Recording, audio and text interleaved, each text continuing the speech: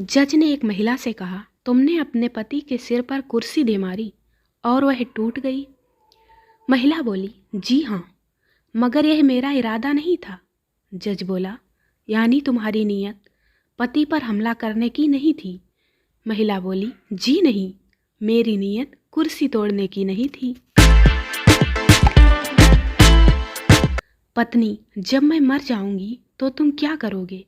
पति, मैं भी मर जाऊंगा। पत्नी, क्यों? पति, क्योंकि कई बार ज्यादा खुशी से भी आदमी मर ही जाता है। पति, यह शीशा तुम्हारे कारण टूटा है। पत्नी, बिल्कुल नहीं, तुम्हारे कारण टूटा है। मैंने तुम्हें फूलदान फेंक कर मारा था। यदि तुम अपनी जगह से नहीं हटते तो शीशा कभी नहीं टूटता। सैनिकों की पत्नियां अपने अपने पतियों की बहादुरी का बखान कर रही थीं। एक बोली, मेरे पति ने हाल ही के युद्ध में बहुत बहादुरी का परिचय दिया था। उन्होंने तो एक दुश्मन की टांग ही काट डाली थी। दूसरी महिला ने पूछा, पर टांग क्यों, सिर क्यों नहीं? इस पर महिला बोली, क्योंकि उसका सिर तो पहले ही कटा हुआ था। पति ने पत्नी से पूछा, अभी मीना की शादी की जल्दी क्या है? बहुत समय पड़ा है। जब तक कोई अच्छा लड़का ना मिले तब तक हमें बाट देखनी चाहिए। पत्नी बोली, बाट भी कब तक देखी जा सकती है? जब मैं शीला की उम्र की थी तो मेरे घर वालों ने ही अच्छा लड़का मिलने का इंतजार कहाँ किया। पति पत्नी से, मैं बेवकूफ़ था जो मैंने तुमसे शादी की। पत्नी, बिल्कुल। दरअसल मैं प्यार में इस कदर डूबी थी कि मैंने नोटिस ही नहीं किया।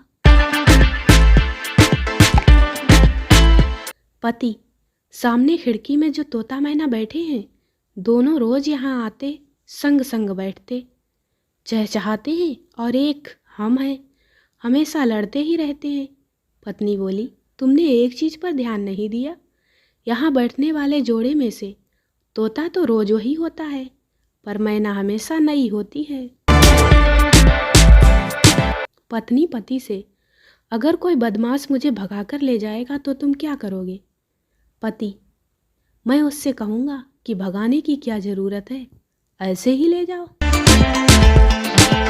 एक पति पत्नी फिल्म देखने गए तो पति ने एक पान पत्नी के लिए खरीदा। पत्नी बोली, एक अपने लिए भी तो ले लो। पति बोला, मैं बिना पान खाए भी हमेशा खामोश रहता हूँ।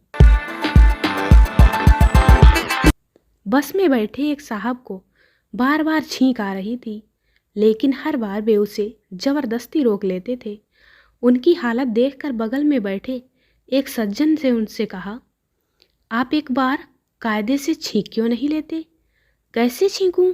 मेरी बीवी ने मुझसे कहा था कि जब आपको छींक आए तो समझना कि मैं तुम्हें याद कर रही हूँ और जल्द ही तुम्हें अपने पास बुलाने वाली हूँ।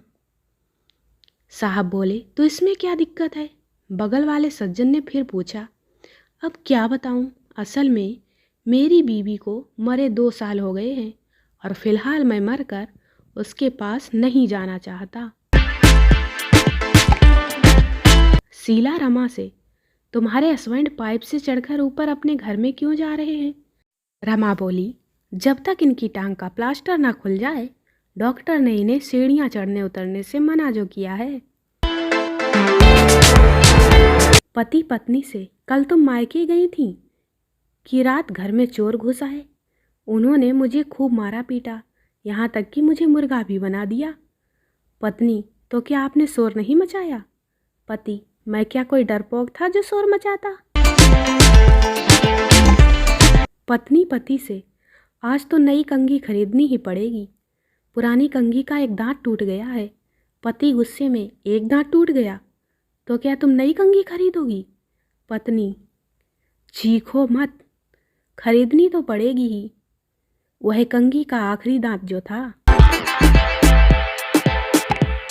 घर में कलह होने के बाद पति ने गुस्से में पंखे से रस्सी का फंदा लटकाया और स्टूल पर चढ़कर गले में डालने को तैयार हो गया। पत्नी बोली, जो कुछ करना है जल्दी तय कर लो। पति बोला, मुझे तुम शांति से मरने भी ना दोगी। पत्नी बोली, मुझे स्टूल की ज़रूरत है।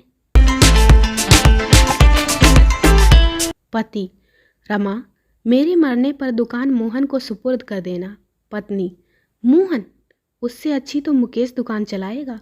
पति ने बात मान ली। अच्छा, राम को मेरी कार दे देना। पत्नी ने फिर सलाह दी, पर मेरे ख्याल से कार संजीव के पिता को चाहिए। उन्हें रोजाना 7 मील दूर काम पर जाना पड़ता है। पति बोला, चलो कार संजीव के पिताजी को ही दे देना, लेकिन मेरा ये मकान महेश को दे देना। इस पर पत्नी बोली, महेश को? उसे तो ये शहर ही पसंद नहीं है। पति से अब रहा नहीं गया। वह बोला, रमा, एक बात बताओ, मर कौन रहा है, मैं या तुम? पार्टी चल रही थी। मीना ने अपने पति को उंगली से अपनी ओर आने का इशारा किया। पति आ गया और पूछने लगा, क्या कोई काम था? मीना बोली, काम तो कुछ नहीं था, बस मैं देखना चाहती थी कि मेरी इस उंगली में कितनी ताकत है। एक सेठ जी बोले, कल तुम मायके गई थी कि रात को घर में चोर घुस आए। उन्होंने मुझे खूब मारा पीटा, यहाँ तक कि मुझे मुर्गा भी बना दिया। पत्नी बोली, क्या आपने शोर नहीं मचाया? सेठ जी बोले, मैं कोई डरपोक थोड़े ही था जो शोर मचाता। पत्नी से तंग आकर रामलाल एक साधु के पास गया। रामलाल ने साधु से कहा, महाराज, बीवी ने परेशान कर रखा है, इसका कोई उपाय बताइए। साधु बोले, अबे, अगर बीवी से बचने का तरीका मालूम होता तो मैं ही साधु क्यों बनता। मोहनलाल एक बुक देखते हुए बुरी तरह से रोने लगा। तभी उसकी पत्नी आ गई और बोली, क्या हुआ, इस तरह क्यों रो रहे हो, शर्म नहीं आती? मोहनलाल बोले, कुछ नहीं हुआ, दरअसल इस बुक का अंत ही इतना दुखदाई है कि मैं अपनी रुलाई को रोक ना सका। पत्नी तेजी से बोली, कौन सी बुक है जी? मोहनलाल ने धीरे से कहा, पासबुक। पत्नी पति से, कुछ साल पहले तुमने मुझसे कहा था कि तुम स्वर्ग में मेरे बिना रहने की बजाय मेरे साथ नर्क में रहना पसंद करोगे। पति बोला, बदकिस्मती से मेरी इच्छा पूरी हो गई। पत्नी, आप नींद में बहुत बोलते हैं, इस वजह से मेरी नींद खराब हो जाती है। पति, तो क्या अब मैं नींद में भी ना बोल सकता? उसमें भी केवल तुम्हारी ही सुनूं?